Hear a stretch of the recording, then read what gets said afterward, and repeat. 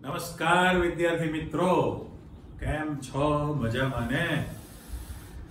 Okay, ચાલો ઉષ્મા ગતિશાસ્ત્ર thermodynamics શરૂ કર્યું ને આપણે. હજુ તમારી પાસે બધો થોડો ઘણો ડિસ્ક્રિપ્ટિવ પોર્શન છે જ.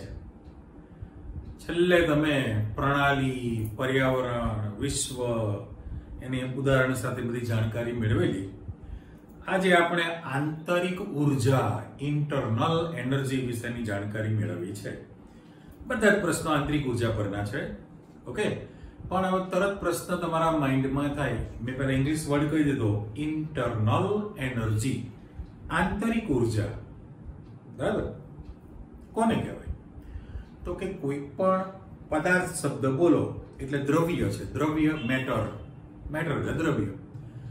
અને તેની લાક્ષણિકતા, દરેક દ્રવ્યની વિશિષ્ટ પ્રકારની લાક્ષણિકતા હોય. જેમ તમારા દરેકની લાક્ષણિકતા અલગ અલગ છે ને, બરાબર?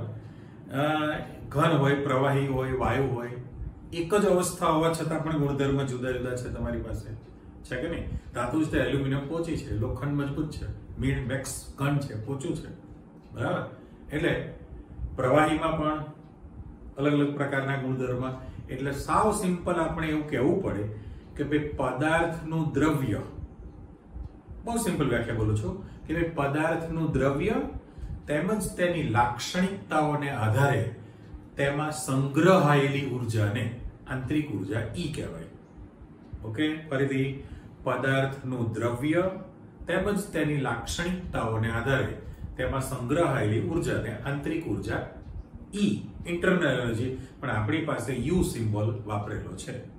ઓકે, બીજી વસ્તુ કે દરેક પદાર્થની આંતરિક ઉર્જા જુદી જુદી હોય ને, બટ નેચરલી હતો. દાખલા તરીકે સાયકલનો નાનો છરો છે, એનાથી મોટી સાઈઝનો છરો, એનાથી મોટો દડો હોય, અને આજે પીટીની પરીક્ષામાં તમે લોખંડનો જે ગોળા ફેંક કરાવે છે એવડો ગોળો. ઓકે, આપણે બધાને વારાફરતી એક વ્યક્તિ પર મારીએ તો બધામાં સરખી અસર થાય ના, કારણ કે દ્રવ્ય બદલાય તો એની આંતરિક ઉર્જા પણ બદલાવાની છે. વાત સાચી? બીજું, ભૌતિક અવસ્થા બદલાય તો પણ તમારી પાસે આંતરિક ઉર્જા બદલાવાની છે. ભૌતિક સ્થિતિ એટલા માટે ફરી પાછું ઉદાહરણ આપું કે તમે બરફની ટ્રે કાઢો ફ્રીજમાંથી, એક જ સરખા પીસ ડાઈ છે ને, 3 ટુકડા છે, એક ટુકડો સીધો મારો પરિણામ નહોતો, બીજો પીગળીને પાણી બને પાણીની છાલક મારો, અને ત્રીજો ટુકડો પીગળીને પાણી બને વરાળ બની જાય અને સ્ટીમ બાથ આપો, તો બધામાં ઉર્જા સરખી હોય છે, જુદી જુદી? એ પણ બદલાય છે. એટલે ભૌતિક સ્થિતિ બદલાય તો આંતરિક ઉર્જાનું મૂલ્ય પણ બદલાય. એટલે પહેલો જ મુદ્દો. આમ તો બધા પ્રશ્નો જે તમારી પાસે મેં થોડુંક જે આકૃતિ પાઠ્યપુસ્તકમાં છે બધી તૈયાર કરીને મૂકેલી જ છે, પણ બધા જ ક્વેશ્ચન તમારા આંતરિક ઉર્જા ઉપરના જ છે. એટલે મેં અહીં આગળ સૌથી પહેલા તમારી પાસે જે ક્વેશ્ચન મૂકેલો છે એમાં સેન્ટરમાં તમે પહોંચી જાઓ. મેં અહીંયા લખ્યું છે કે આંતરિક ઉર્જાની, આંતરિક ઉર્જા છે એની તમારે લાક્ષણિકતાઓ તમારે સમજાવવાની છે. ઓકે, તો પહેલામાં પહેલું કે ભાઈ આંતરિક ઉર્જા એ પદાર્થનો માત્રાત્મક ગુણધર્મ છે. બરાબર? માત્રા અથવા તમે જથ્થો પણ કહી શકો. માત્રાત્મક ગુણધર્મ છે એટલે, અથવા તો તમે એને જથ્થાત્મક શબ્દ પણ વાપરી શકો. જથ્થા પર આધારિત. મેં તમને પહેલા જ આપ્યું કે ભાઈ તમે સાયકલનો નાનો છરો, મોટો ગોળો, એનાથી મોટો ગોળો મારો તો દ્રવ્ય તો બદલાશે ને. એટલે આંતરિક ઉર્જા જે છે એ પદાર્થનો માત્રા શબ્દ મૂકો અથવા જથ્થાત્મક ગુણધર્મ છે. વાત સાચી? બીજું કે આંતરિક ઉર્જા જે છે એ દ્રવ્ય અને એની લાક્ષણિકતા પર આધાર રાખે. કોઈ પણ દ્રવ્ય છે અને એની પોતાની લાક્ષણિકતા કેવા પ્રકારની છે એ બંને પરિબળ પર આધાર રાખતું હોય છે. ઓકે, આપણે તાપમાન વધે તો ગતિજ ઉર્જા વધે છે એવું કીધેલું છે ને. હવે કોઈ પણ પદાર્થની આંતરિક ઉર્જાનું નિરપેક્ષ રીતે પ્રાયોગિક રીતે માપન ન કરી શકાય. તમે એવું ના કહીશું દરેકમાં ઉર્જા છે, દાખલા તરીકે આમાં 5 કેલરી છે, 5 કેલરી છે, પંખામાં 500 કેલરી છે, એસીમાં 150 કેલરી છે, અને 5000 કેલરી છે, આપણે વધારે બોલીએ તો એવું કોઈ મીટર નથી. ફરી બોલું કે જેવી રીતે દુનિયામાં બુદ્ધિ માપવા માટેનો મીટર નથી ને, હોય તો સારું કે નહીં? પહેલા કાંટા વાળું હતું, હવે ડિજિટલ આવી જાય, આ મૂકે ફર્સ્ટ ક્લાસ તમારા આંકડા બતાવે તો નક્કી થઈ જાય ને. જેવી રીતે દુનિયામાં બુદ્ધિ માપવા માટેનું મીટર નથી, એવી રીતે કોઈ પણ પદાર્થની આંતરિક ઉર્જા કેટલી એ જાણી શકાય નહીં.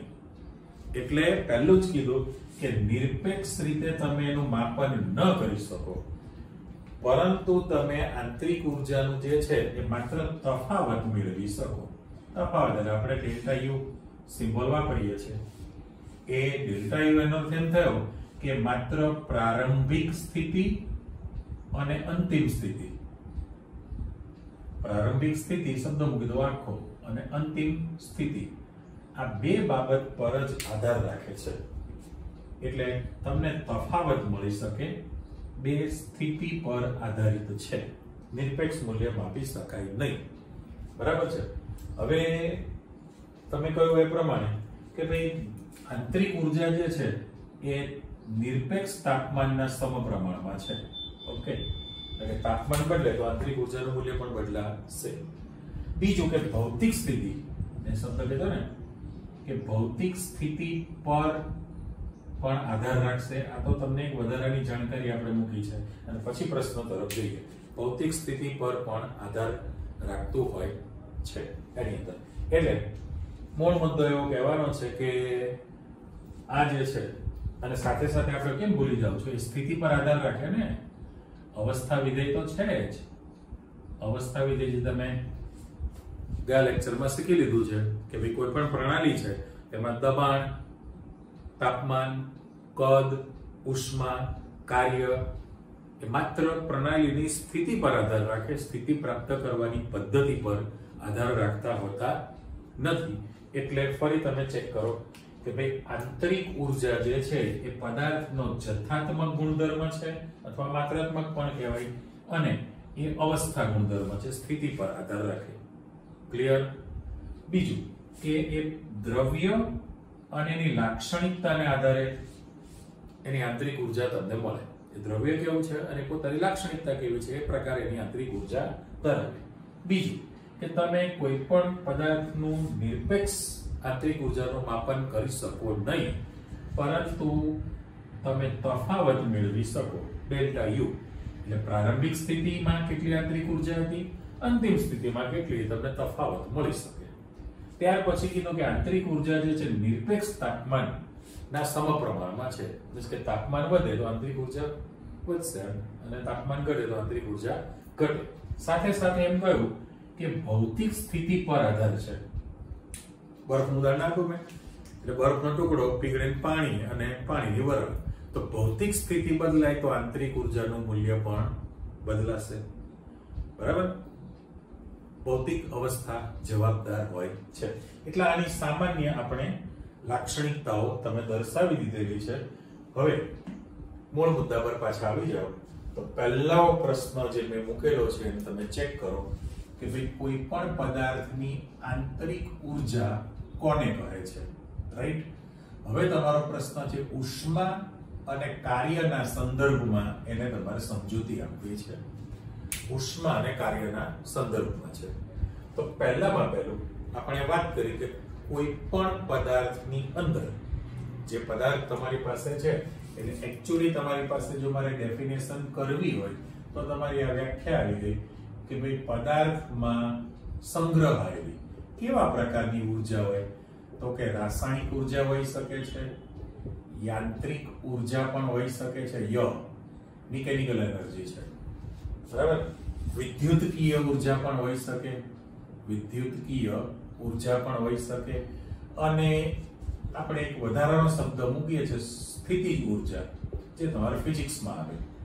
હવે આપણને કેમિસ્ટ્રીમાં માત્ર એટલું જ કીધેલું છે જ્યારે બ્લોક કરતા રહો કે કોઈ પણ પદાર્થમાં સંગ્રહાયેલી રાસાયણિક ઉર્જા, કેમિકલ એનર્જી, જે દહન ઘટનાની ચર્ચા થયેલી. પછી શબ્દ છે યાંત્રિક ઉર્જા એટલે મિકેનિકલ એનર્જી, કે કોઈ પણ પદાર્થના ઘટક કણોની રેખીય ગતિ, કોણીય ગતિ, ભ્રમણ ગતિ, આંદોલન ગતિ, એ બધી જે અલગ અલગ પ્રકારની ગતિ છે એને યાંત્રિક ઉર્જા તમે કીધેલું છે. ત્યાર પછી તમે વિદ્યુતકીય ઉર્જા, વિદ્યુતકીય ઉર્જા શબ્દ સંકળાયેલો છે અને એક મેં તમને વધારાનું કીધું છે સ્થિતિજ ઉર્જા. હવે સ્થિતિજ ઉર્જા એટલે દરેક પ્રકારના બળ છે, સંગઠિત કરી રાખતા, પદાર્થને સંગઠિત કરી રાખતા બળ. આકર્ષણ બળ દરેક પ્રકારના તમે લઈ શકો, બરાબર. તો આ બધી જ જે ઉર્જા છે એટલે આના માટે તમારા પાઠ્યપુસ્તક પ્રમાણે મેં કીધું રાસાયણિક ઉર્જા, યાંત્રિક ઉર્જા, વિદ્યુતકીય ઉર્જા, અને હું અન્ય શબ્દ મૂકું છું તો અન્યની અંદર ઘણી બધી હોઈ શકે અન્ય ઉર્જાઓ. એટલે આપણે સ્થિતિજ ઉર્જાને પણ ગણતરીમાં લીધેલી છે. આ બધા જ પ્રકારની ઉર્જા સંગ્રહાયેલી હોય એને પદાર્થની આંતરિક ઉર્જા U કહે છે. આંતરિક ઉર્જા U સિમ્બોલ તમે વાપરેલો છે. ઓકે, હવે પ્રશ્ન એવો થયો કે કોઈ પણ પદાર્થની જે આંતરિક ઉર્જા જે છે એ તમે ત્રણ રીતે ફેરબદલી કરી શકો. આંતરિક ઉર્જામાં જે ફેરફાર છે એના માટેની જાણકારી, એમાં તો પ્યોર વાક્ય રચના જ મૂકેલી છે, એ બધું જ આપણા દરેક પ્રશ્નોમાં ક્લિયર થતું જશે. પણ મેં અહીંયા બે પ્રકારની આકૃતિ તૈયાર કરેલી છે, બરાબર. કારણ કે મુખ્ય ઉષ્માગતિશાસ્ત્રમાં ઉષ્મા Q, બરાબર, પણ એના પહેલા શું આવે? દળ, માસ m દળ, ઉષ્મા Q અને કાર્ય વર્ક W. આ ત્રણ પરિબળ મુખ્ય જવાબદાર છે, બરાબર. એટલે તાપમાન, દબાણ ને બધું તમે અચળ રાખો એ અલગ પ્રકારની માહિતી થઈ. તો મેં અહીંયા આગળ સૌથી પહેલું ત્રણ આકૃતિ આપણે મૂકેલી. જો આ તમારી પહેલી આકૃતિ છે, આને હું બીજી આકૃતિ ગણું છું અને આને આપણે ત્રીજી આકૃતિ સ્વીકારી લીધી છે, કરેક્ટ? એટલે હું આમ પાર્ટ જ પાડી દઉં તમારી પાસે. તો પહેલી ચર્ચામાં તમને એવું કહે છે કે અત્યારે આ જે મૂકેલી છે એ તમારી પ્રણાલી છે, બરાબર. દરેક ગ્રીન કલરનું જે મૂકેલું છે આ વાયુરૂપ પ્રણાલી છે. ઓકે, અહીંયા પણ આ વાયુરૂપ પ્રણાલી છે. ગ્રીન જે રાશિ મૂકી એ તમારી ઓરિજિનલ પ્રણાલી છે. હવે આ પ્રણાલી છે તો એની પોતાની નિશ્ચિત આંતરિક ઉર્જા હોય. ઓકે, હવે આંતરિક ઉર્જા ક્યારે બદલાય? તો કે તમે દ્રવ્ય મીન્સ કે દળનો ઉમેરો કરો અથવા દળને દૂર કરો. તો હું અહીં આગળ દ્રવ્ય શબ્દ મૂકું છું, દ્રવ્ય અથવા દળ.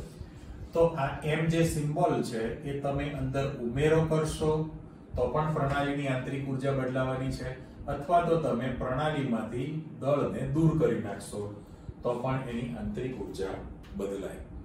એટલે હું એ શોર્ટમાં એવું લખી રાખું છું કે પ્રણાલીમાં દળ m ને ઉમેરવાથી અથવા તો દૂર કરવાથી. આ કોમન શબ્દ થઈ ગયો. ફરી ચેક કરો કે કોઈ પણ પ્રણાલી છે એમાં તમે દળ ને ઉમેરશો તો પણ એ પ્રણાલીની આંતરિક ઉર્જા બદલાશે, અને એમાંથી તમે પ્રણાલીમાંથી દળને દૂર કરશો તો પણ એની આંતરિક ઉર્જા બદલાય જ. આ બેમાંથી કોઈ પણ ફેરફાર. હવે જો તમે ઉમેરો કરો તો એના માટે તમારે પ્લસ નિશાની એટલે પ્લસ m સિમ્બોલ વપરાય, અને દૂર કરો તો માઈનસ m સિમ્બોલ વપરાશે.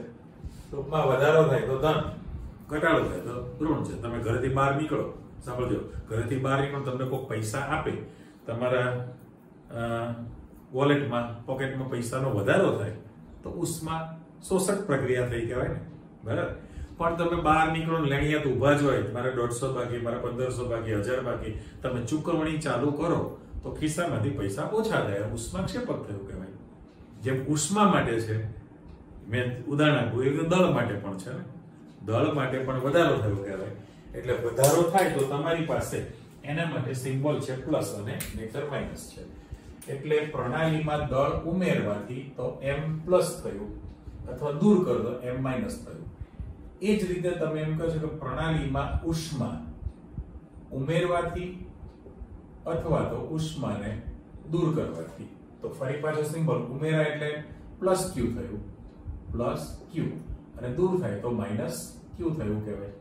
અને હજી એક શબ્દ મૂકી દે પછી ચર્ચા કરીએ કે પ્રણાલીમાં જે કાર્ય છે, પ્રણાલી ઉપર કાર્ય અથવા પર શબ્દ છે, ઉ કાઢ નાખ્યો છે, અથવા તો પ્રણાલી દ્વારા અથવા વડે કાર્ય, ગમે તે શબ્દ તમે વાપરી શકો. આમાં પણ છે થોડો ચેન્જ છે. પહેલામાં પહેલું કે તમે ઉષ્મા શબ્દ મૂકો તો દાખલા તરીકે મેં આ વાત કરી બીજું ચિત્ર તમે જુઓ તો જેમ પહેલા માટે તમે દ્રવ્ય m ઉમેરો પણ કરી શકશો અથવા પ્રણાલીમાંથી દૂર પણ કરી શકો. સેમ કોપી તમારી પાસે અત્યારે મારે લખવો છે શબ્દ ઉષ્મા. તો ઉષ્મા માટેનો સિમ્બોલ તમારી પાસે સ્મોલ q છે. હવે પ્રક્રિયા દરમિયાન જો પ્રણાલીમાં ઉષ્મા ઉમેરાતી હોય, ઉષ્મા દાખલ થતો, મેં પહેલા જ કીધું ઉષ્મા શોષક પ્રક્રિયા, અને પ્રક્રિયા દરમિયાન પ્રણાલી ઉષ્માને ગુમાવે, ઉષ્માને શું કરશે? ગુમાવશે. બે શક્યતા છે ને, ચલો q કાઢી નાખો છું, ખાલી આમ જ મૂકું, ઉમેરો થાય, દૂર થાય. તો જો ઉષ્મા ઉમેરાય તો તમારી નિશાની પ્લસ q વધારો થયો, અને દૂર થાય તો તમારી નિશાની કઈ છે? માઇનસ q થવાનું છે. ઓકે. અને હવે આવે છે કાર્ય. તો કાર્ય માટે મેં એક નાનું ચિત્ર મૂકેલું છે. એ નાના ચિત્રમાં તમે ચેક કરો. પહેલું જે મૂકેલું છે એમાં પાત્ર A અને પાત્ર B મેં મૂકી દીધું. ઓકે. પાત્ર A માં તમે ચોક્કસ કદનો વાયુ ભરેલો છે, એટલે પાત્ર A માં વાયુ ભરેલો છે. B પાત્ર ખાલી છે એમ પણ રાખી શકાય, અથવા તો તમે એને શૂન્યાવકાશ પણ આપી દો. ચાલો, B પાત્ર છે એમાં શૂન્યાવકાશ કરેલો છે, અને બંને વચ્ચે જોડાણ કરવા માટે કોક સિસ્ટમ છે. બરાબર. આ પોઝિશન છે. અત્યારે વાયુના અણુઓ પહેલા પાત્રમાં છે કે ગતિ કરે, સતત અસ્તવ્યસ્ત એવું જ ગતિ કરે, ગતિ કરતા રહે, બાજુ આવે દરવાજો બંધ છે, પાછા આવતા રહેશે. તો અત્યારે વાયુનું જે કદ છે આપણી પાસે v1 છે, અથવા va પણ કહી દો, v1 કહીએ આપણે. બીજું કે જેવો તમે કોક ખોલશો તરત જ ઊંચા દબાણ ધરાવતા પાત્રમાંથી, પાત્ર A માંથી વાયુના અણુઓ આપમેળે પ્રસરણ પામીને શૂન્યાવકાશ કરેલા પાત્ર તરફ ગતિ કરશે. તો વાયુ જાતે પ્રસરે છે ને. તો અત્યારે જે કાર્ય થયું છે પ્રણાલી દ્વારા કાર્ય અથવા પ્રણાલી વડે કાર્ય થયું કહેવાય. અને જો દ્વારા કાર્ય થતું હોય તો તમારે w નું મૂલ્ય જે છે -w રાખવું પડે. પ્રણાલી દ્વારા કાર્ય છે એટલે -w. પણ અને જાણીએ છીએ આપણે કે પ્રસરણ ક્યાં સુધી થાય કે બંને પાત્રમાં દબાણ સરખા થાય ત્યાં સુધી વાયુ પ્રસરણ પામે, પછી સંતુલન સ્થિતિ પ્રાપ્ત થઈ ગઈ. ઓકે. તો તમારી પાસે બીજું ચિત્ર મૂકેલું છે. દાખલા તરીકે પિસ્ટન સિલિન્ડરની રચના, ટૂંકમાં હવા ભરવાનો ફૂટ પંપ છે એવું માની લો. આ નળાકાર છે. એ નળાકારની અંદર તમે નિશ્ચિત કદનો વાયુ ભરેલો છે, ગ્રીન કલરના ટપકા, કે આપણી પ્રણાલી છે. પિસ્ટન છે એ પોઝિશન પર છે. હવે પિસ્ટન આપણે દાખલા તરીકે આ A બિંદુ પર પિસ્ટન છે, અને એના પર તમે બાહ્ય બળ લગાડશો, એટલે પ્રેશર P અને EX લખો એટલે એક્સટર્નલ પ્રેશર સિમ્બોલ વાપરી શકાય. એ સૂત્રાત્મક માહિતીમાં આવવાનું જ છે, પણ અત્યારથી સાંભળી લો. એક્સટર્નલ પ્રેશર PEX લખેલું છે. તો પહેલા જે પાત્રમાં જે વાયુ હતો એ વાયુને કદ જે હતું એ તમારી પાસે v1 કદ છે. ઓકે. હવે જ્યારે તમે બાહ્ય બળ લગાડશો, આ બાહ્ય બળ જ્યારે તમે પિસ્ટન પર લગાડો એક સરખું અચળ, તો પિસ્ટન ખસે, વાયુનું થાય સંકોચન. એટલે દાખલા તરીકે ખસીને માની લો કે નવી પોઝિશન B બિંદુ આવી ગઈ, તો જે આટલા કદનો વાયુ હતો પેલામાં પ્રેશરાઇઝ થઈને સંકોચન થયું ને, તો અત્યારે વાયુનું જે કદ છે v2 તૈયાર થયું. બરાબર. પહેલા અહીંયા જેમ કદ હતું v1 હતું ને, પણ પછી તમારી પાસે બંને પાત્રમાં ફરી શકે, બંનેમાં ફરી શકશે તો કદ v2 થયું કહેવાય. આમના કેસમાં શું થયું તો કે v1 કરતા v2 કદ વધ્યું. કદમાં વધારો થાય એટલે પ્રણાલી દ્વારા કાર્ય થયું છે, જાતે પ્રસરે છે. ત્યારે અહીંયા v1 અને v2 છે, તો v1 કરતા v2 કદ ઓછું છે. રાઈટ. તો એ સંકોચન થયું કહેવાય. તો આપણે પ્રણાલી ઉપર કાર્ય થયું કહેવાય. માટે તમારે w નું મૂલ્ય જે છે +w લેવું પડે. એટલે ગુજરાતીમાં જ પ્યોર લખેલો છે, પણ મેં આમ રફ શબ્દ બોલું, રફ આકૃતિ દોરીને સમજૂતી આપી. આ તમારો પ્રશ્ન સાવ ક્લિયર. ફરીથી બોલું છું કે કોઈ પણ પદાર્થમાં સંગ્રહાયેલી રાસાયણિક ઉર્જા, વિદ્યુત ઉર્જા, યાંત્રિક ઉર્જા કે અન્ય ઉર્જાઓ, કુલ ઉર્જા જેટલી છે, જેટલી કુલ ઉર્જા એના સરવાળાને પદાર્થની આંતરિક ઉર્જા U કહે છે. હવે કોઈ પણ પદાર્થની આંતરિક ઉર્જા તમે 3 રીતે બદલી શકો. આપણે જે આંતરિક ઉર્જામાં ફેરબદલી કરવાના છે, ફેરફાર, એ 3 રીતે કરી શકાય. પહેલું કે પ્રણાલીમાં દળ ઉમેરવાથી અથવા પ્રણાલીમાંથી દળને દૂર કરવાથી. એટલે જે પ્રણાલી હતી એમાં તમે દ્રવ્ય ઉમેરશો તો આંતરિક ઉર્જા બદલાય, દ્રવ્ય કાઢી લો, ઓછું કરો તો પણ આંતરિક ઉર્જા બદલાવાની છે, રાઈટ? સેકન્ડ કે પ્રણાલીમાં ઉષ્મા ઉમેરવાથી અથવા પ્રણાલીમાંથી ઉષ્મા દૂર કરવાથી. જો ઉષ્મા ઉમેરાય તો પ્રક્રિયા ઉષ્મા શોષક થઈ Q નું મૂલ્ય ધન બને.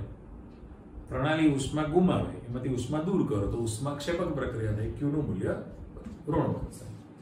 આમાં તમારે ખાસ ધ્યાન રાખો, જે ફિઝિક્સમાં ઉલટું આવે એ એમની રીતે બનાવે. અત્યારે બંને ચિત્રમાં કીધું કે ભાઈ વાયુ આપમેળે પ્રસરણ પામે છે, તો પ્રણાલી દ્વારા અથવા પ્રણાલી વડે કાર્ય થયું તો W નું મૂલ્ય તમારી પાસે ઋણ છે આના માટે, આ ચિત્ર. અને પેલું જે છે તમે પ્રેશર કરીને વાયુનું સંકોચન કરો છો તો પ્રણાલી ઉપર કાર્ય થયું, W નું મૂલ્ય ધન બનશે. એટલે આ આપણી પાસે સામાન્ય આંતરિક ઉર્જા કોને કહેવાય એની ચર્ચા આવી. અને આંતરિક ઉર્જાની તમે લાક્ષણિકતા જોઈ જ લીધી છે.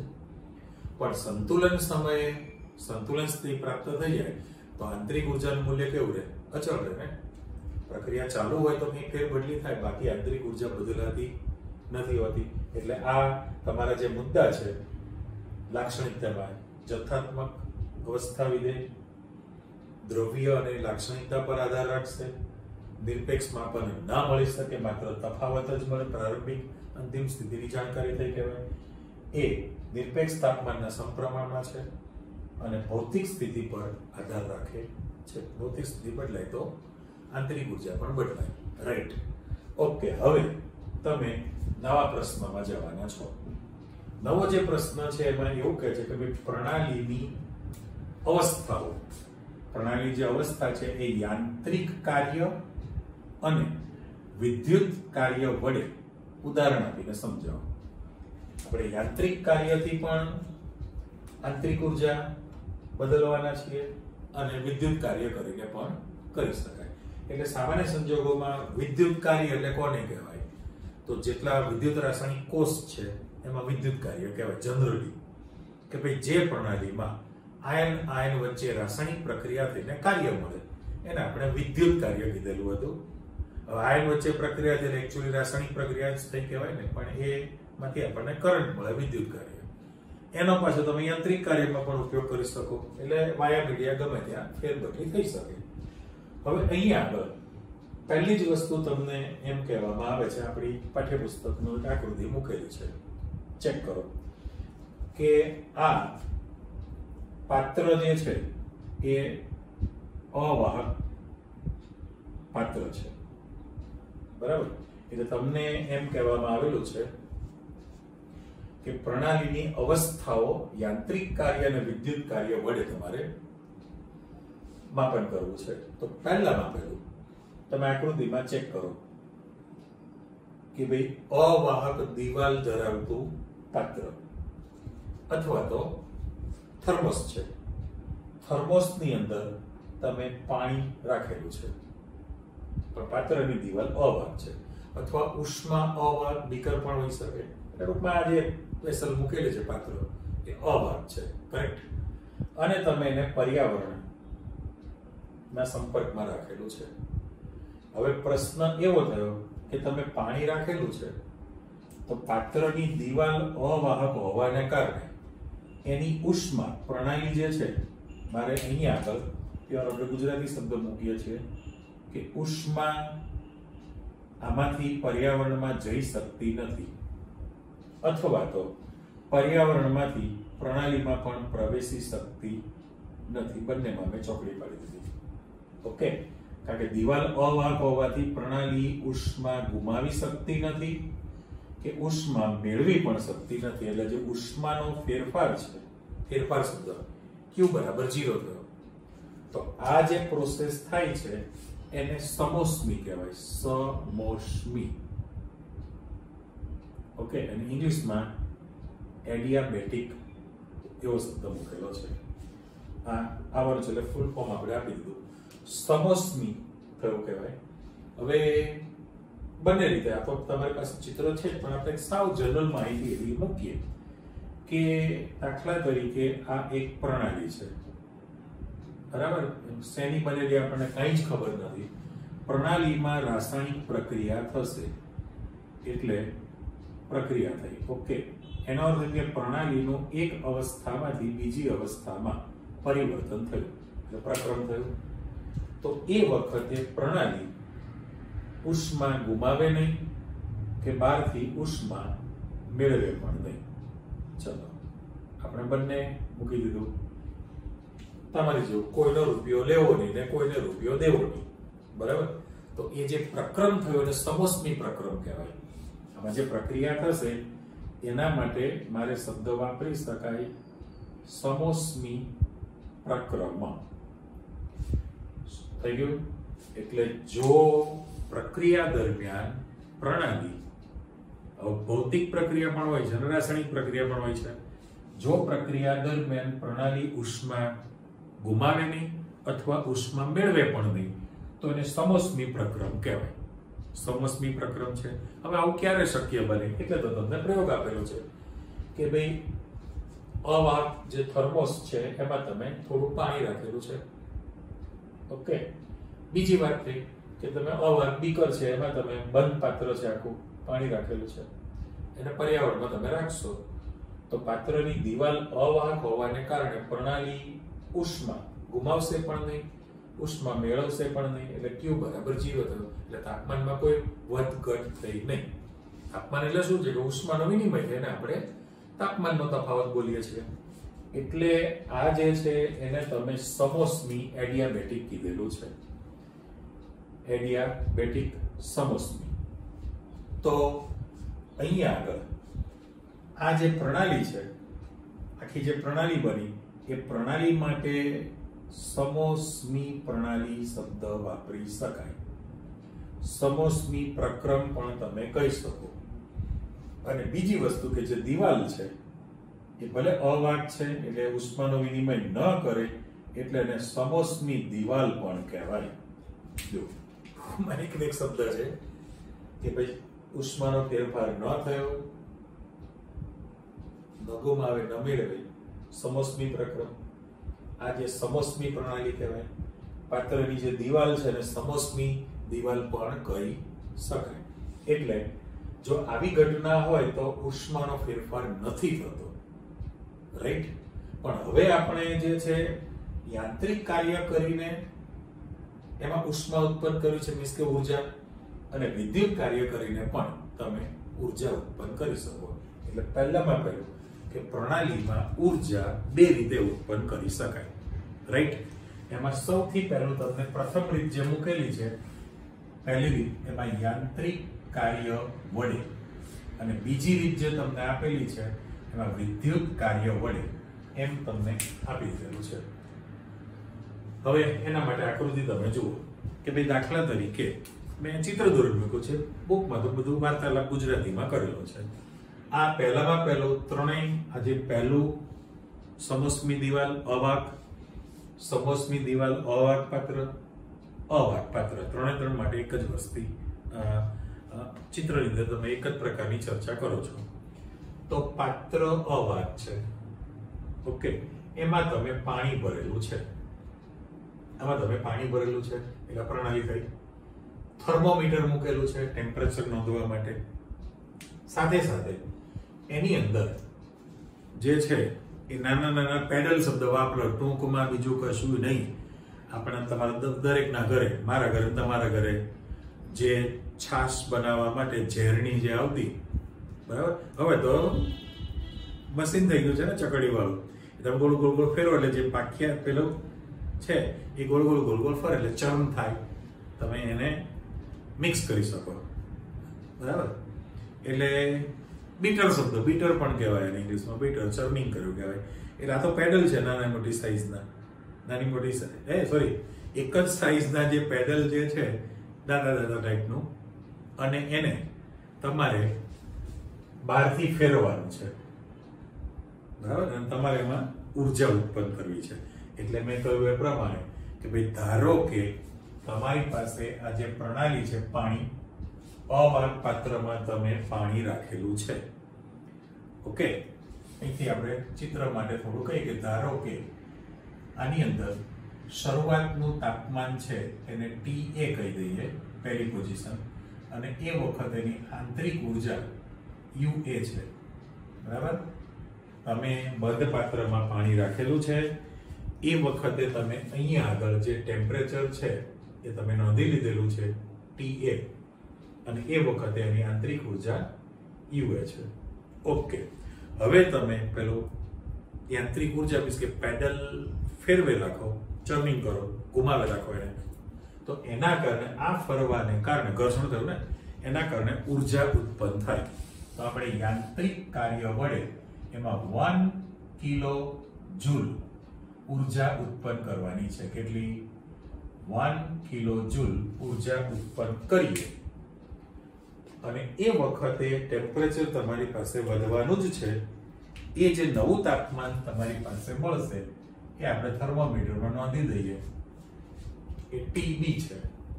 એટલે મારે એમ શબ્દ કરવો હોય કે ધારો કે શરૂઆતમાં અથવા પ્રારંભિક તમે જે પાણી રાખેલું છે એનું ટેમ્પરેચર TA છે, અને એ વખતેની આંતરિક ઉર્જા UA. તમે પેડલને સતત ઘુમાવીને એમાં 1 કિલો જૂલ ઉર્જા ઉત્પન્ન કરવાના છો. આટલી ઉર્જા જો તમે ઉત્પન્ન કરશો તો જે પાણીનું જે ટેમ્પરેચર છે એ વધશે, તમારી પાસે TB બનશે. જો તાપમાન વધે તો એની આંતરિક ઉર્જા જે છે એ પણ બદલાઈ જવાની છે, અને માની લો કે UB બને છે. તો ટેમ્પરેચર વધવાનું છે એટલે તો ફાઇનલ જ છે. તેથી તમે તાપમાનનો જે તફાવત છે કે ડેલ્ટા T કેટલું લખશો? TB માઇનસ TA તમે લખી શકો.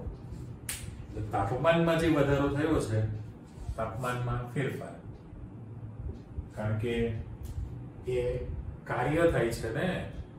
અત્યારે તમે જે કાર્ય કરો છો, યાંત્રિક કાર્ય થયું, તો કાર્ય થવાને કારણે એમાં ઉર્જા ઉત્પન્ન થઈ, એટલે તાપમાનનો તફાવત તમારી પાસે મળે. તો ડેલ્ટા T બરાબર TB માઇનસ TA તૈયાર થયું કહેવાય. બરાબર? તો સાથે સાથે આંતરિક ઉર્જા પણ તમારી બદલાવાની છે. તો મારે આંતરિક ઉર્જાનો જે ફેરફાર છે એ પણ મારે UB માઇનસ UA લખી શકાય કે નહીં? એટલે આપણે પહેલા જ કીધું કે ભાઈ માત્ર તમે એનો તફાવત મેળવી શકો છો. જુઓ, નિરપેક્ષ મૂલ્ય માપી શકતા નથી. પ્રારંભિક સ્થિતિ અને અંતિમ સ્થિતિનો ડિફરન્સ આ ઓન પેપર કહેવાય. એટલે UB માઇનસ UA થયું. પણ પ્રણાલી જે છે, પ્રણાલી એક જો અહીં તમારી પાસે નંબર પાડો તો માત્રાત્મક અવસ્થા લીધે દ્રવ્ય અને લાક્ષણિકતા 2 નંબર. નિરપેક્ષ મૂલ્ય ન માપી શકાય, તફાવત માપી શકાય. નિરપેક્ષ તાપમાનના સમપ્રમાણમાં છે અને ભૌતિક સ્થિતિ પ્રમાણે બદલાય. હજી એક વાક્ય તમારી પાસે બાકી રહેલું છે. તો મારે એમ કહી શકાય કે આ જે તમે તફાવત અથવા જે માપન છે એ હંમેશા અચળ કદે, બરાબર, પ્રણાલીનું અચળ કદે તમે ડેલ્ટા U નું માપન કરો છો. હવે વાક્ય બાકી રાખેલું એટલા માટે કે અહીંયા જે પ્રણાલી છે અથવા પાત્ર છે, પ્રણાલીનું તમે કદ અચળ રાખેલું છે. એટલે મારે અહીંયા જો લખવું હોય તેવો શબ્દ વાપરી શકાય ને કે ભાઈ અચળ કદે છે. રેડી? અચળ કદે આંતરિક ઉર્જામાં થયેલો છે, આંતરિક ઉર્જામાં જે થયેલો ફેરફાર છે એ ફેરફાર UB માઇનસ UA થયો, કારણ કે ઉષ્માનો ફેરફાર થયો કહેવાય, તાપમાનનો ફેરફાર થયો કહેવાય. એટલે આંતરિક ઉર્જા પણ બદલાય જ. ઓકે, હવે તમને એમ કહે છે કે બીજી રીત. તો બીજી રીતમાં એવું કહે છે કે વિદ્યુત કાર્ય. એમાં પણ મેં એક આકૃતિ તૈયાર કરી છે, એમ જ ઉપરનું ચિત્ર. આમાં પેડલને ઘુમાવીને ફેરવીને ચર્નિંગ કરીને તમારે 1 કિલો જૂલ ઉર્જા ઉત્પન્ન કરવાની છે. પણ એના બદલે એ જ પ્રણાલી જો પાણી અચળ કદે, તમે જે રાખેલું છે બંને માટે કોમન છે કે ભાઈ અચળ કદે, તો અહીંયા પણ તમારી પાસે પ્રણાલીનું કદ અચળ છે. હવે તમે એમાં ધાતુના 2 સળિયા રાખેલા છે.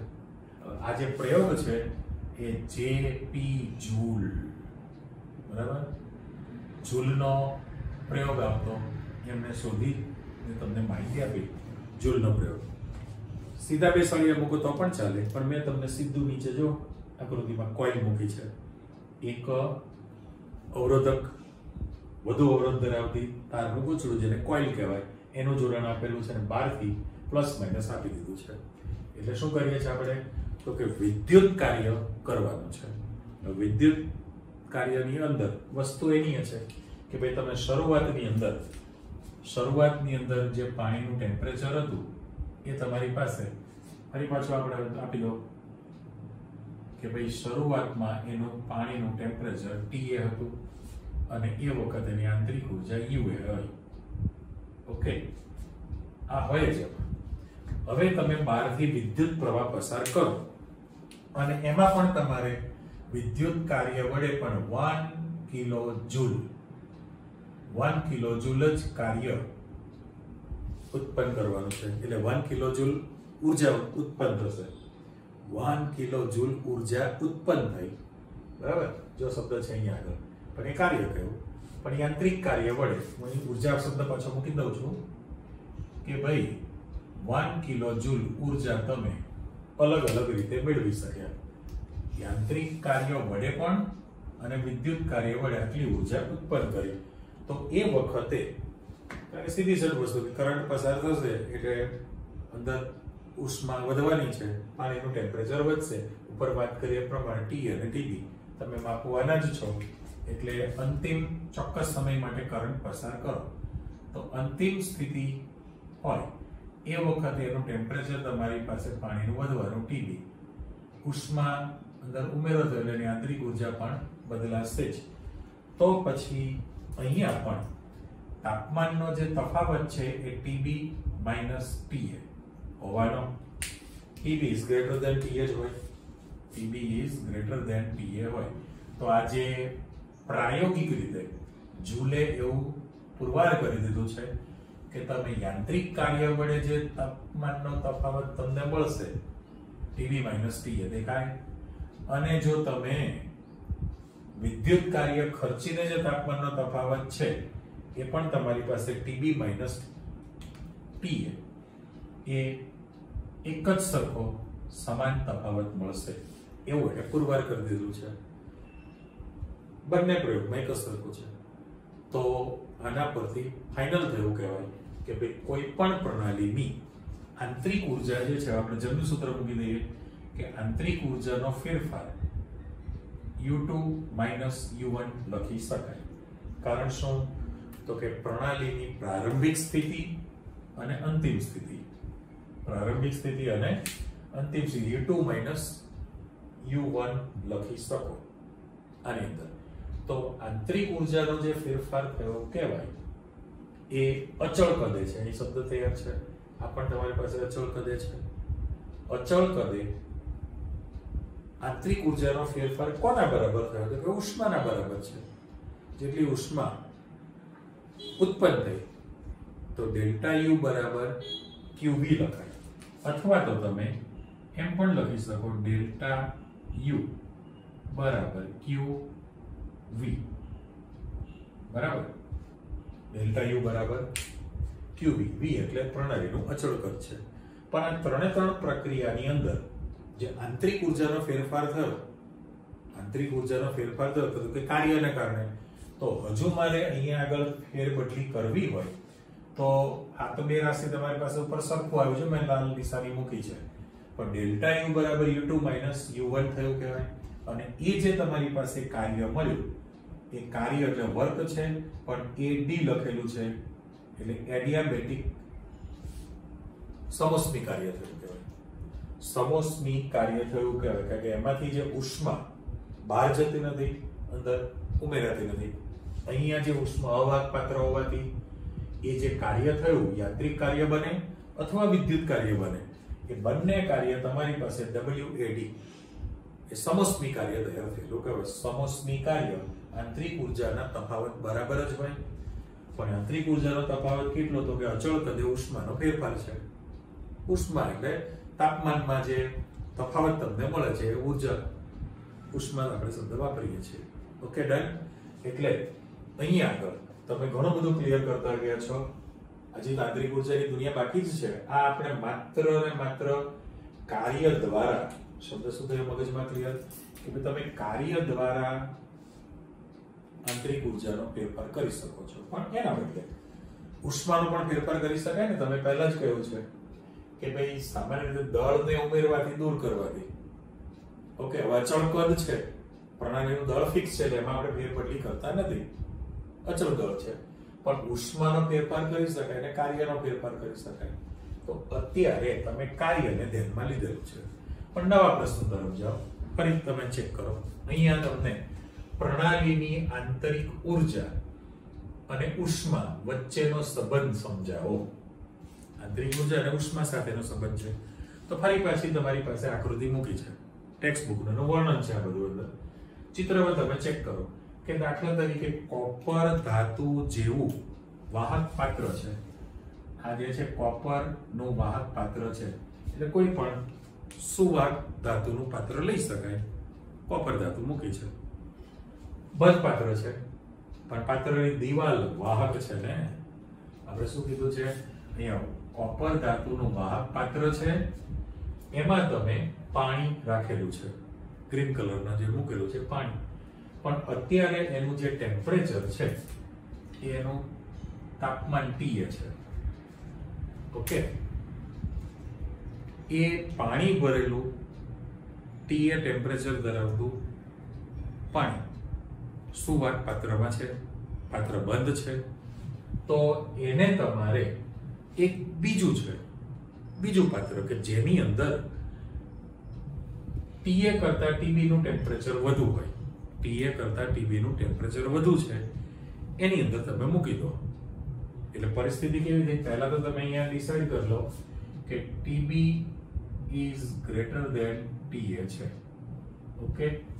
TB જે છે બહારનું ટેમ્પરેચર જે છે તાપમાન એ પ્રણાલીના તાપમાન કરતા વધુ છે, રાઈટ. હવે પરિસ્થિતિ કેવી થઈ કે આ પર્યાવરણ છે, એ બીજું TB ટેમ્પરેચર ધરાવતું પર્યાવરણ છે, એની અંદર તમે રાખેલું છે. આ પછી બહુ સરળ ભાષામાં આપણે કહીએ છીએ શું કહેવા માંગે છે, પણ અત્યારે ચિત્ર પ્રમાણે તમે ચેક કરી લો. તો હવે પ્રશ્ન એવો થયો કે અંદરનું જે દ્રવ્ય છે, કારણ કે બંધ પ્રણાલી છે ને, દ્રવ્ય છે બહાર આવન જાવન ન થઈ શકે, આપલે ન થઈ શકે. પણ જે આપણે ચિત્રમાં મૂકેલું છે કે TB is greater than TA હોવાને કારણે પર્યાવરણમાંથી જે ઉષ્મા છે, પર્યાવરણમાંથી ઉષ્મા જે પાત્રની દિવાલ મારફતે, પાત્રની વાહક દિવાલ મારફતે પ્રણાલીમાં પ્રવેશે. તો અત્યારે ઉષ્માનો વિનિમય તૈયાર થયો. કેમ?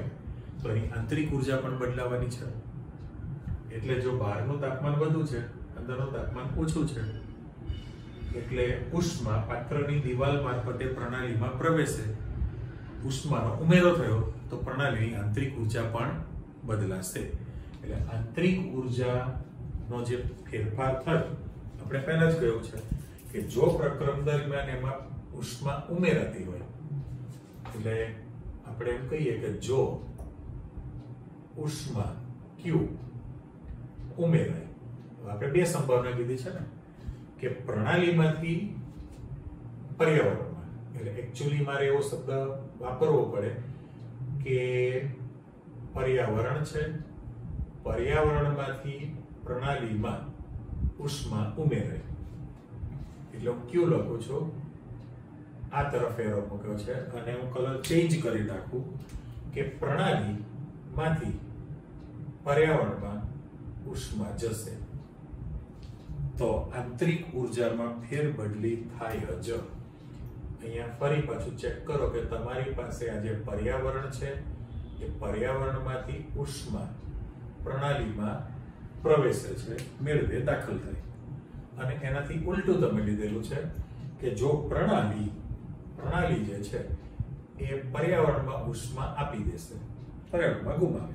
એટલે મેં આપણે બે કેસ લીધો છે કે જો પહેલો કેસ કે પર્યાવરણમાંથી પ્રણાલીમાં ઉષ્મા ઉમેરાય, જો ઉષ્મા Q ઉમેરાય તો તમે Q નું મૂલ્ય કેવું લેવાના છો? પોઝિટિવ ધન લઈ શકો. Q નું મૂલ્ય તમે ધન લઈ શકો, પણ આ કોને લાગુ પડી શકે? ઉષ્મા શોષક પ્રક્રિયા માટે લાગુ પડે, ઉષ્મા શોષક પ્રક્રિયા માટે. અને એનાથી ઉલટું જાઓ કે જો પ્રક્રિયા દરમિયાન ઉષ્મા Q Q ગુમાવે અથવા દૂર કરે, આપણે ગુમાવે શબ્દ કરી દઈએ, ગુમાવે, તો તમારી પાસે Q નું મૂલ્ય નેગેટિવ છે, જે આપણે સ્ટાર્ટિંગમાં પહેલા જ ચર્ચા કરી, અત્યારે પ્રશ્ન તરીકે મૂકેલું છે. અને therefore એ જે પ્રક્રિયા થવાની છે એ કેવી થઈ? ઉષ્મા ક્ષેપક પ્રક્રિયા થયેલી કહેવાય. હું કલર પૂર્તિ કરું, ચેક કરો. આ જે તમારી પાસે ચિત્ર મૂકેલું છે એમાં પર્યાવરણમાંથી પ્રણાલીમાં ઉષ્મા ઉમેરાય છે, બરાબર? હવે એના માટે આપણે સાવ સિમ્પલ બોલીએ છીએ કે તમારી પાસે બંધ પાત્રમાં, બરાબર, વાહક પાત્ર છે, ફર્સ્ટ ક્લાસ ગરમ દૂધ, કેસર પિસ્તા ઇલાયચી વાળું ગરમ દૂધ ભરી ઢાંકણ બંધ કરીને વાતાવરણમાં મૂકી દો, એટલે પર્યાવરણ રૂમમાં, આપણે વિશ્વ સુધી નથી જવું, તમારા રૂમમાં જ છે.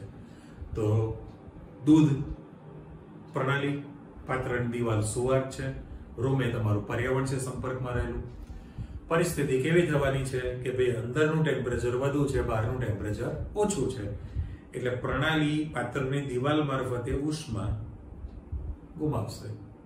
એટલે આ પહેલું ઉદાહરણ થયું કે જો પ્રણાલી ઉષ્માને ગુમાવે તો ગુમાવે એટલે Q નું મૂલ્ય ઋણ બને, ઉષ્મા ક્ષેપક પ્રક્રિયા થઈ કહેવાય.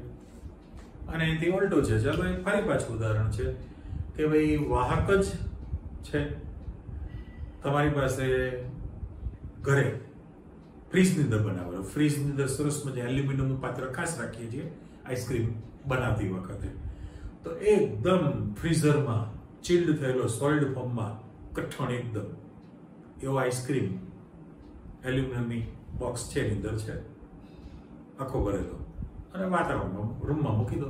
શું પરિસ્થિતિ થઈ? તો કે વાતાવરણનું ટેમ્પરેચર વધુ છે, અંદર જે પ્રણાલી છે આઈસ્ક્રીમ સરસ મજાનો, એનું ટેમ્પરેચર ઓછું છે, પાત્રની દિવાલ વાહક છે, એટલે બહારથી ઉષ્મા જો દેખાશે, બહારથી ઉષ્મા પાત્રની દિવાલ મારફતે પ્રણાલીમાં પ્રવેશે. એટલે જો ઉષ્મા તમારી પાસે ઉમેરાય, પણ ઉષ્મા ઉમેરાતી હોય તો Q નું મૂલ્ય ધન થાય, પણ એ પ્રક્રિયા કેવી હતી? ઉષ્મા શોષક પ્રક્રિયા માટે. પણ આપણે તો વાત જ કરી છે કે આંતરિક ઉર્જાનો ફેરફાર થાય જ, પણ આપણે અચળ કદે પ્રણાલીનું કદ તમે અચળ રાખેલું છે અચળ? ના, કારણ કે એ બંધ પ્રણાલી થઈ કહેવાય. ઉદાહરણ શું હતું? બંધ પ્રણાલીનું ઉદાહરણ છે. દ્રવ્યનો વિનિમય નથી થઈ શકતો, પણ ઉષ્માનો વિનિમય થઈ શકે છે. અહીંયા તમારી પાસે ઉષ્માનો વિનિમય બહાર ન થયો પર્યાવરણ સાથે, એટલે તમે ઉર્જાનું માપન કરી શક્યા છો.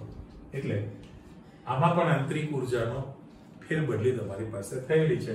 તો આ જ સૂત્ર છે કે ડેલ્ટા U બરાબર જે લખે U2 માઇનસ U1, પ્રારંભિક અવસ્થા અંતિમ સ્થિતિ તફાવત તમે જાણી શકો. એટલે નજીકનું છે. ઉષ્મા ઉમેરવાથી દૂર કરવાથી આંતરિક ઉર્જા બદલાય. ઓકે, છેલ્લા પ્રશ્નમાં જતા રહો. આમ તો ખરેખર ઉષ્મા ગતિશાસ્ત્રનો પ્રથમ નિયમ સમજાવો એવું લખેલું છે, પણ આમાં આગળ આપણે લખ્યું કે સામાન્ય કિસ્સામાં, લો, સામાન્ય કિસ્સામાં ઉષ્મા ગતિશાસ્ત્રનો પ્રથમ નિયમ તમારે સમજાવવો છે. તો એના માટે આપણે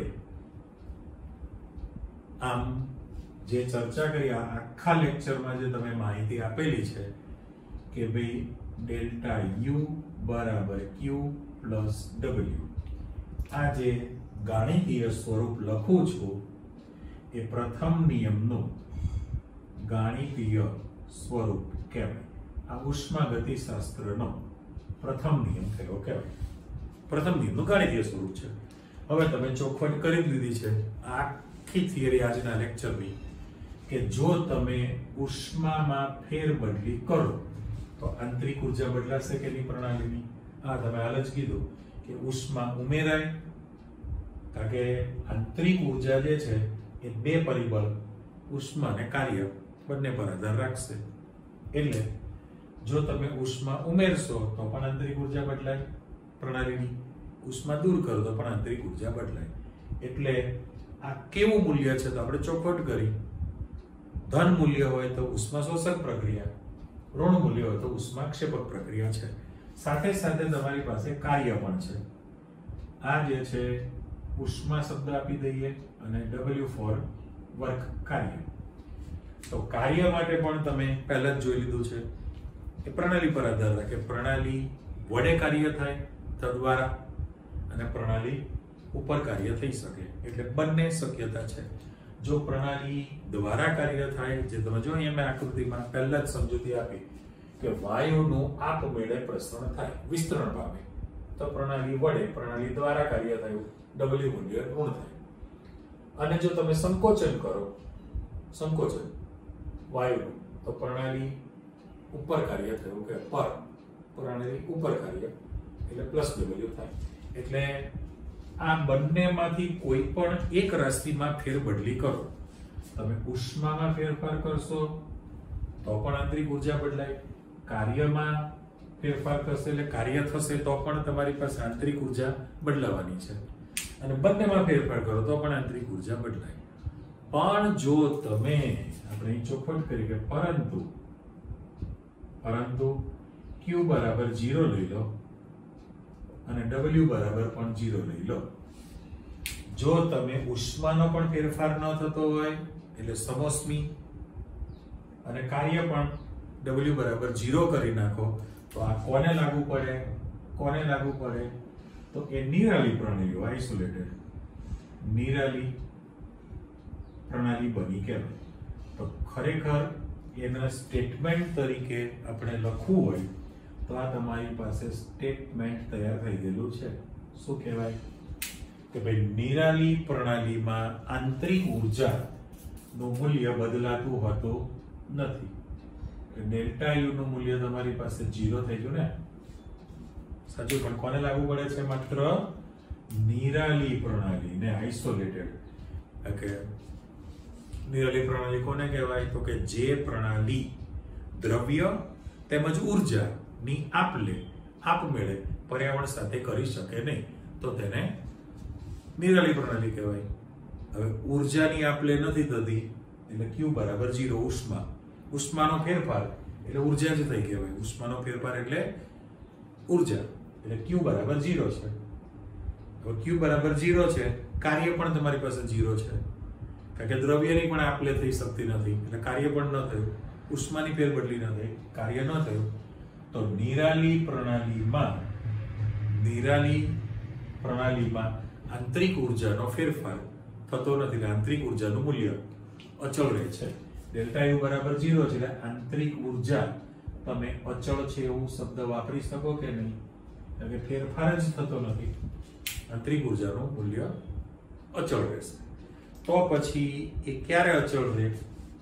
આની અંદર તો એને આપણે દ્રવ્ય સંચયનો સિદ્ધાંત કીધેલો છે ને. હવે દ્રવ્ય સંચય નિયમ એટલે શું થયું? દ્રવ્ય સંચયનો નિયમ તમે કહી શકો કે ભાઈ ઉર્જાનો આપમેળે વિનાશ કે સર્જન થઈ શકતું હોતું નથી. દ્રવ્ય સંચય, ઉર્જાનો વિનાશ થઈ શકતો નથી કે ઉર્જાનું આપમેળે સર્જન પણ થઈ શકતું હોતું નથી, જેને આપણે દ્રવ્ય સંચયનો સિદ્ધાંત તરીકે ઓળખીએ છીએ. એટલે ઉષ્માગતિશાસ્ત્રનો પ્રથમ નિયમ જે છે એ પહેલા નિયમનું સ્વરૂપ તમે જોઈ જ લીધું છે કે ભાઈ ડેલ્ટા યુ બરાબર Q પ્લસ W. એ ગાણિતીય સ્વરૂપ છે. એ તમને આંતરિક ઉર્જાના ફેરફારની જ જાણકારી આપે છે, કારણ કે ઉષ્મામાં ફેરફાર કરશો Q નું મૂલ્ય બદલાય, કાર્યનું મૂલ્ય બદલાય, બરાબર? તો તમારી પાસે આંતરિક ઉર્જા બદલાશે. પણ આપણે સામાન્ય કિસ્સો કીધો છે. સામાન્ય કિસ્સો એટલે ઉષ્માનો ફેરફાર પણ ન થાય, એડિયાબેટિક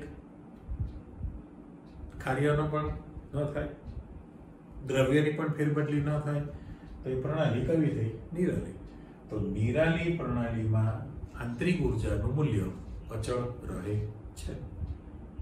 અચળ મૂલ્ય ક્યારે રહે? તો કે દ્રવ્યની ફેરબદલી ન થઈ, ઉષ્માની ફેરબદલી ન થઈ, ને કાર્ય પણ ન થયું, એટલે તમે દ્રવ્ય સંચયનો સિદ્ધાંત કહો છો. એ બધું સ્ટેડી રહે. તો ઉર્જાનો આપમેળે વિનાશ થઈ શકતો નથી કે ઉર્જાનું આપમેળે સર્જન પણ થઈ શકતું હોતું નથી. પણ કોને લાગુ પડે? માત્ર ને માત્ર નિરાલી પ્રણાલીને જ લાગુ પાડી શકાય. ઓકે, ચાલો આજના લેક્ચરમાં તમે બધું જ આંતરિક ઉર્જાની જ જાણકારી તમે મેળવી લીધી છે. પણ મેં પહેલી જ ચોખવટ કરી, આખા લેક્ચરમાંથી તમારે 2-3 વસ્તુ માઇન્ડમાં રાખવાની છે કે દરેક પદાર્થની આંતરિક ઉર્જા એટલે બધી જ ઉર્જાનો સરવાળો, એનું દ્રવ્ય અને પોતાની કેવી લાક્ષણિકતા છે એના પર આધાર રાખશે. નિરપેક્ષ માપન કરી શકતા નથી. ભૌતિક સ્થિતિ બદલાય તો આંતરિક ઉર્જાનું મૂલ્ય પણ બદલાશે અને માત્ર તમે ફેરફાર જ મેળવી શકો છો. અને આ બેમાંથી કોઈ પણ એક પરિબળ બદલાય તો આંતરિક ઉર્જાનું મૂલ્ય પણ બદલાશે. તો આ જે પ્રથમ નિયમ છે, પ્રથમ નિયમની તમારે મર્યાદા કેવી હોય તો શું કહી શકાય? મર્યાદા તો કોઈ પણ પ્રક્રિયા આપમેળે થશે કે નહીં એના વિશેની કોઈ જાણકારી તમને આપતું નથી. બરાબર? પ્રક્રિયા આપમેળે થશે કે નહીં એની આગાહી, જાણકારી આપી શકતું નથી હોતું. આ એની મર્યાદા થઈ ગઈ. જે ઉષ્માગતિશાસ્ત્રની મર્યાદા હતી ને, તો પ્રથમ નિયમની જ મર્યાદા છે.